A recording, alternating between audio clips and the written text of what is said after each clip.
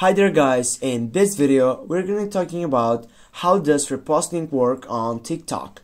Firstly, according to a recent article from TechCrunch, the repost feature will only share video clips onto the For You pages or friends and followers.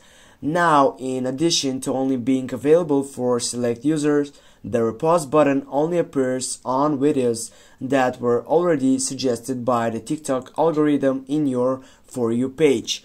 Firstly, as you can see when I'm on my For You page, if I go on the share button, and here as you can see I have the option on my first side on the left upper side with a green, or here on this case it is with a yellow side. And if I go for repost, I will go repost again, and here as you can see the video has been reposted. Now I can go and add a comment if I want, and that's it guys. Thanks for watching. Don't forget to hit that like and share the video. See you soon.